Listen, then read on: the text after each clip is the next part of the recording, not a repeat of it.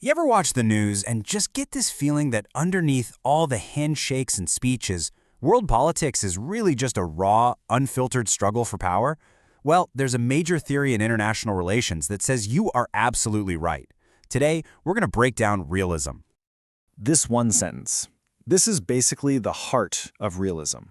It's a pretty stark starting point, maybe even a little pessimistic. But for a realist, it's just an honest look at the world. And it's the one idea that shapes everything else we're going to talk about. So, what are we actually talking about when we say realism? Well, it's one of the oldest, most powerful theories out there for understanding how nations deal with each other. It basically sees the world as this big arena, where countries are all just competing for power to protect themselves and get ahead. To really get a grip on this, you got to know the four main pillars of realism. First, power is everything. We're talking military might, economic muscle, you name it.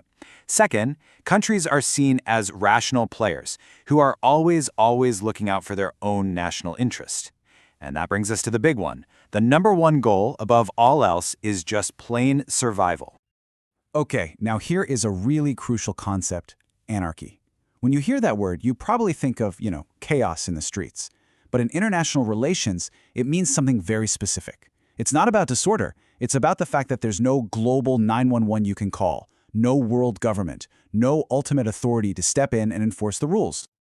The best way to think about it is like a high-stakes game with no referee. If there's no one there to call a foul or protect you when you get knocked down, you can't really trust anyone else to have your back. You've got to rely on yourself, on your own strength. And according to realists, that's the tough reality for every single country on the planet. And this leads us to a huge question, right?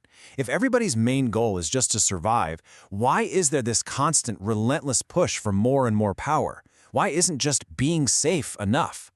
Well, this is where realism itself kind of splits, offering two very different answers. And that question is where we see this great divide within realist thought. The theory basically breaks into two major camps, and each one has its own explanation for why we're all stuck in this struggle for power. So it all boils down to this. Is this constant struggle for power something that comes from inside us, from human nature itself, or is it an external problem, something created by the way the whole global system is set up? Let's dig into that first explanation.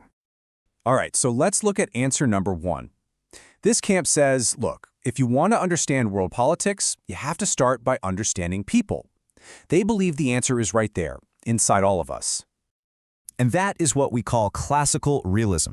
The argument here is that this hunger for power isn't because of some complicated global system. Nope, it's just hardwired into who we are as humans. It's our own ambition, our own fear, and our own self-interest driving the whole thing.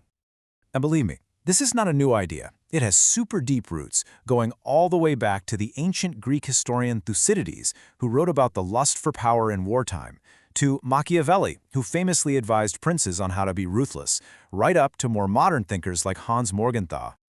So for classical realists, the logic is really straightforward. Countries are run by people, and since people are naturally hungry for power, the countries they lead are going to be too. What we see on the world stage is just our own flawed human nature, but magnified.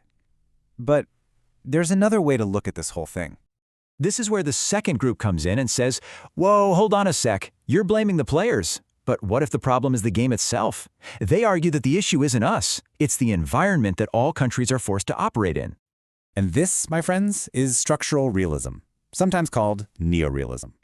Its big argument is that it's the anarchic system, that world with no referee we talked about, that forces states to compete. It's not that they want to, it's that they have to. It's the only logical way to survive in such a dangerous world. Think about it this way. From this point of view, it almost doesn't matter who the leader is.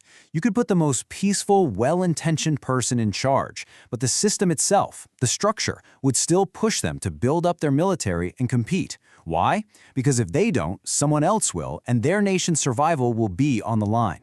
The system is the driver, not the leader. But even within this, it's the system camp, there's a big debate going on. And it's a fascinating one. How much power is actually enough? On one side, you've got defensive realists. They say states should aim for just enough power to be safe. Get too powerful, and you just scare other countries into ganging up on you. But then you have the offensive realists who argue the total opposite. They say the only way to be truly safe is to get as much power as you can, to become the top dog, so no one can ever even think about messing with you. So we've walked through these different ideas, but what does it all really mean for the world we live in right now? Well, the truth is, whether you agree with it or not, realism is still an incredibly powerful playbook for how many world leaders see and act in the world. So if you were going to write down the basic rules of the realist playbook, what would it say? Well, it would say that power is the only thing that really matters. Survival is goal number one. Your own national interest guides every single move you make. And cooperation? Well, it's temporary, and you only do it as long as it helps you. It's a tough lens, for sure, but it helps explain a lot of what we see in the headlines. And that's what I want to leave you with. The next time you're looking at the world stage, at a new alliance forming, or an old conflict flaring up, just ask yourself this question. Who out there is playing by the realist playbook? I think you'll find the answer is a lot more common than you might think.